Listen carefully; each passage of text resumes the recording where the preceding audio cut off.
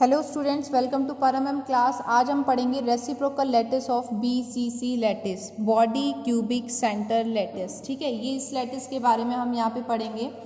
यहाँ पे हम परमिटिव ट्रांसलेशन वेक्टर लेंगे बीसीसी के अंदर और उन वेक्टर को हम रिप्रेजेंट करेंगे A dash vector, B dash vector और सी डैश वेक्टर के अंदर।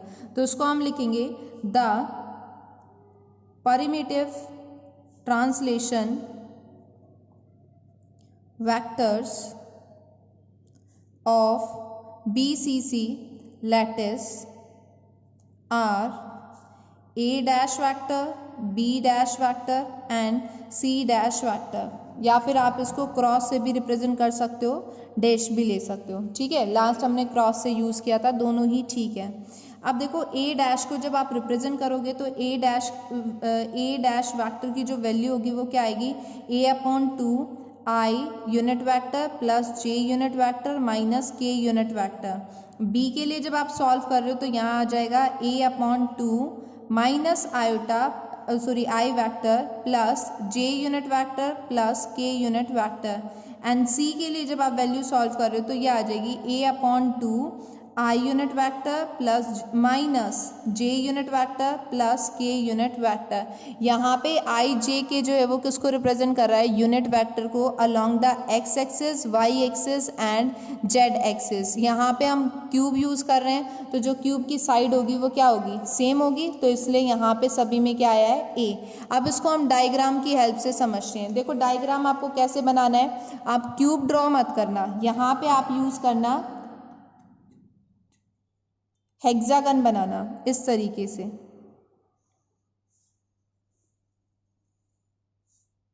ऐसे हम एक हेक्सागन बनाएंगे यहाँ पे।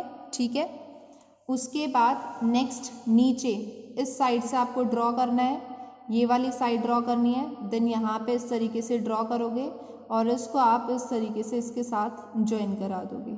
ठीक है, नेक्स्ट में आपको क्या करना है, यहाँ से ड्रॉ करना है इस तरीके से। ये वाली साइड ली, इसको आप यहाँ से ऐसे ज्वाइन करा दो, ये साइड लोगे और इसको आप यहाँ से ऐसे ज्वाइन करा दोगे। नेक्स्ट में देखो ये हमने लिया सेंटर, यहाँ से आप ले रहे हो, इसको इसके साथ ज्वाइन कराना है और इसको हम क्या करेंगे, इसके साथ ऐसे ज्वाइन करा देंगे। अब देखो नेक्स्ट यहाँ पे हम एक्सिस लेके चल रहे हैं, ये हमने क्या लिए, सेंटर कंसीडर कर लिया है। तो ये जो एक्सिस आ गया हमारे पास वो रिप्रेजेंट कर रहा है एक्स एक्सिस को, ये जो हम यहाँ पे एक्सिस ले रहे हैं ये रिप्रेजेंट कर रहा है वाई एक्सिस को, और यहाँ पे ये जो हम एक्सिस लेंगे ये रिप्रेजेंट कर रहा है जेड एक्सिस को। ठीक है, अब इसकी जो साइड है वो हमने यहाँ पे क्या ली है, ए, क्यूबिक है तो सारी साइड जो होंगी वो क्या होगी, इक्वल। ये भी हम क्या लेके चल रहे हैं, ए, और ये भी हमने यहाँ पे क्या लिए, ए, तो सारी साइड्स क्या हो गई, इक्वल हो गई। ठीक है, इसको हम शेडेड रीजन से इस तरीके से रिप्रेजेंट कर देंगे। ये क्यूब की फॉर्मेशन आ गई यहाँ पे, ये भी एक क्यूब की फॉर्मेशन है, शेडेड रीजन हमने यहाँ पे दिखा दिया, और एक क्यूब ये हमारी यहाँ बन जाएगी, इसको हम शेडेड रीजन से यहाँ पे दिखा देंगे। इस तरीके से आपका डायग्राम बन जाएगा। अब देखो इस वाले पॉइंट से, सेंटर वाले पॉइंट से जब हम यहाँ पे पहुँच रहे हैं, इस पॉइंट के ऊपर यहाँ पे अगर हम आते हैं, इस में कहीं पे भी एक आप बॉडी पे पॉइंट ले लो, इस पॉइंट की तरफ हम मूव कर रहे हैं तो हम इधर मूव करेंगे, एक्स एक्सिस और वाई एक्सिस के अलोंग होगा फर्स्ट, तो इसको हम रिप्रेजेंट करेंगे ए क्रॉस वेक्टर से।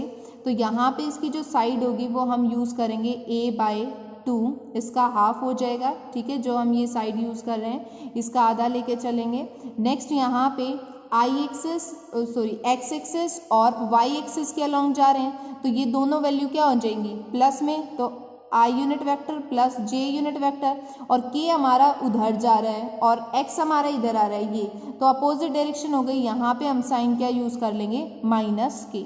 ठीक है, अब उसके बाद नेक्स्ट देखो बी निकालना है हमें, तो इसके लिए हमने यहाँ पे कोई पोजीशन ले ली और इसके ऊपर हम यहाँ चेक कर रहे हैं तो ये आ जाएगा बी क्रॉस वेक्टर, और बी को हम किस तरीके से लिखेंगे, A/2। अब ये हमारा कौन से एक्सिस में है, वाई और जेड प्लेन में आ रहा है, तो इसका मतलब आई की जो वैल्यू होगी वो क्या होगी, माइनस में आ जाएगी, तो इसको हम लिखेंगे -I unit vector plus J plus K।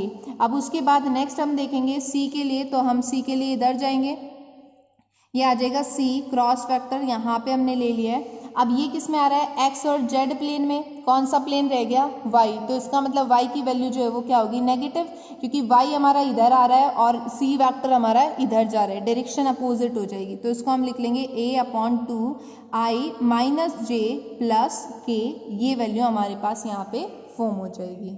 अब देखो हमने हाफ क्यों लिया है, क्योंकि इसकी कंप्लीट साइड क्या दी हुई है, ए दी हुई है, और हम कहाँ जा रहे हैं, हाफ पोजीशन पे चेक कर रहे हैं, इसलिए a/2 लिखे हैं। ऐसे ही हमने ये जो a वेक्टर, b वेक्टर और c वेक्टर है, इनकी वैल्यू लिखी। अब हमें क्या निकालना है नेक्स्ट, यहाँ पे इनका रेसिप्रोकल लेटिस निकालना है, तो हम इस तरीके से लिखेंगे रेसिप्रोकल को, a vector equals to 2 pi b cross c upon a dot b cross c, इस फॉर्म के अंदर आ जाएगा ये हमारे पास। तो हमें क्या करना है, ऐसे ही b के लिए लिखना है। जब b के लिए लिखेंगे तो यहाँ हमारे क्या होगा, b को छोड़ देंगे और क्या आ जाएगा, a और c। जब c के लिए लिखेंगे तो यहाँ क्या आ जाएगा, a और b। वॉल्यूम सबके लिए सेम चलेगी, तो पहले हम क्या करते हैं, वॉल्यूम निकाल लेते हैं, तीनों केसेस में सेम आएगी। देखो हम इसको इस तरीके से लिखेंगे, a dot b cross c, तो यहाँ पे a b c की वैल्यू लिखनी है। अब तीनों में a/2 आ रहा है, तो तीनों का a/2 जो है वो क्या करेंगे, बाहर कॉमन निकाल लेंगे, तो यहाँ क्या आ जाएगा, a 3 टाइम्स होगा तो a क्यूब, और 2 को 3 टाइम्स लेंगे, 2 इंटू 2 इंटू 2, तो क्या आ जाएगा 8। अब हम नेक्स्ट स्टेप में यहाँ पे a की वैल्यू रखेंगे। a की वैल्यू क्या थी, i unit vector plus j unit vector minus k unit vector, dot b की वैल्यू हमारे पास क्या थी, minus i plus j plus k, cross c के लिए वैल्यू क्या आई थी, प्लस आई माइनस जे, और यहाँ क्या था, प्लस के। ठीक है, इसे हमें सॉल्व करना है। अब ये तो हमारा क्रॉस में चल रहा है और ये हमारा किस में चल रहा है, डॉट में। तो पहले हम क्या करेंगे, इन दोनों को सॉल्व कर लेंगे यहाँ पे। तो देखो नेक्स्ट स्टेप में हमारे पास क्या है, a³/8, ये वाली टर्म एज इट इज रहेगी, i unit vector plus j unit vector minus k unit vector. i cross i करेंगे तो यहाँ पे हमारे पास वैल्यू क्या बन जाएगी, 1। सेम वाले के साथ जो वैल्यू है वो फॉर्म नहीं होगी, तो i को j के साथ करेंगे और k के साथ करेंगे। i cross j, i into J, हमारे पास वैल्यू क्या आएगी, k, यहाँ माइनस में, तो ये हमारे पास क्या फॉर्म हो जाएगा, प्लस में, k यूनिट वेक्टर, देन उसके बाद i क्रॉस k, तो यहाँ क्या आ जाएगा हमारे पास, j यूनिट वेक्टर, उसके बाद j क्रॉस i, ये हमारे पास किसके इक्वल आएगा, k के इक्वल। ठीक है, अपोजिट हो गया तो माइनस साइन यूज़ करेंगे, फिर j क्रॉस j नहीं होगा, j क्रॉस k जब करेंगे तो यहाँ वैल्यू क्या आ जाएगी, i, फिर k क्रॉस i, k को i से मल्टीप्लाई कराएंगे तो यहाँ हमारे पास वैल्यू क्या आ जाएगी, j, और k को जब j से कराएंगे तो यहाँ क्या आ जाएगी, i। ठीक है, ये हमारे पास वैल्यू फॉर्म हो गई। k प्लस का है, यहाँ माइनस का कैंसिल आउट, यहाँ पे और कुछ कैंसिल हो रहा है, नहीं हो रहा है, यही वैल्यू बचेगी। तो j हमारे पास 2 हो गए और i भी 2 हो गए, तो उसको हम इस तरीके से लिख लेंगे नेक्स्ट स्टेप में, a/8, ये वाली टर्म एज इट इज रहेगी, i plus j minus k, और यहाँ पे इसको हम इस तरीके से लिखेंगे 2i plus 2j unit vector. ठीक है, नेक्स्ट स्टेप में देखो इसको हम किस तरीके से सॉल्व करेंगे, सेम टर्म 1 रहेगी, डिफरेंट टर्म जो है वो क्या होगी, 0 हो जाएगी, तो यहाँ हमारे पास सिर्फ क्या बचेगा, a³/8, और यहाँ आ जाएगा 2 प्लस 2, 2 प्लस 2 कितना होगा, 4, a³ 4/8, 4 2 ज़ा 8, तो a³/2, ये हमारे पास क्या आ गई, वॉल्यूम। अब देखो पहले हम निकालेंगे यहाँ पे a के लिए, a वेक्टर के लिए, तो यहाँ क्या था, 2 pi b cross c vector upon a cross dot b cross c। ठीक है, ये वैल्यू थी, वॉल्यूम हमारे पास ये आ गई है।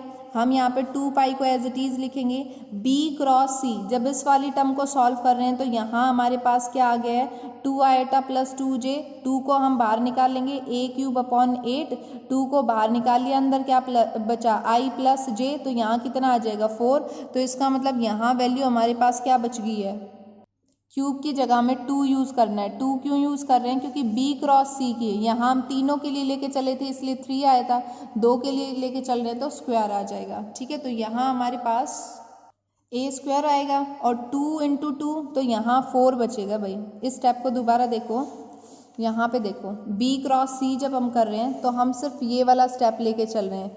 यहाँ पे हमने 3 टाइम्स लिया है क्योंकि ये भी था, तो यहाँ क्या बचेगा हमारे पास A/2 A/2 A/2 A/2 क्या हो जाएगा A²/4 और इसकी वैल्यू हमारे पास ये आई है। 2 को यहाँ से हम कॉमन निकालेंगे, अंदर क्या बच गया I + J, तो 2 इंटू इसको सॉल्व करेंगे 4 आ जाएगा, तो इसकी वैल्यू क्या आ गई A²/2 I vector plus J vector. ये B क्रॉस C की वैल्यू है, ये हमें यहाँ पे यूज़ करनी है। रख दो वैल्यू को, वैल्यू रखने के बाद आ जाएगा A²/2 I + J unit vector upon A³ upon यहाँ इसकी वैल्यू क्या आई थी हमारे पास 2। ठीक है, इसको हमें सिंप्लीफाई करना है। तो जब आप इसको सिंप्लीफाई करोगे, सिंप्लीफाई करने के बाद आपके पास यहाँ वैल्यू आ जाएगी 2π/A I vector plus J vector. 2 से 2 कैंसिल, यहाँ स्क्वायर है यहाँ क्यूब है तो 2 पावर कैंसिल, 1 पावर यहाँ बची तो 2π/A और यहाँ क्या बच गया I + J। सिमिलरली हम करेंगे B वेक्टर के लिए। ठीक है, आप अगर इसको कंप्लीट एक्सप्लेन करके दिखाना चाहो तो कंप्लीट कर सकते हो, डायरेक्ट रिजल्ट लिखना चाहो तो उसका रिजल्ट डायरेक्ट लिख सकते हो। देखो 2π एज इट इज आएगा। जब हम A क्रॉस B को सॉल्व करेंगे तो यहाँ वैल्यू आएगी A²/2 और A क्रॉस B की जगह वैल्यू आ जाएगी J + K। ठीक है, और नीचे हमने इसकी वैल्यू क्या निकाली थी A³/2। 2 से 2 कैंसिल, ये कैंसिल, यहाँ क्या बच गया 2π/A, यहाँ आ जाएगा J + K यूनिट वेक्टर। ये आ गया B केस के लिए। सिमिलरली आपको किसके लिए करना है C वेक्टर के लिए, तो यहाँ आ जाएगा 2πA क्रॉस B, यहाँ C आएगा भाई। ठीक है, A cross B upon A cross dot B cross C।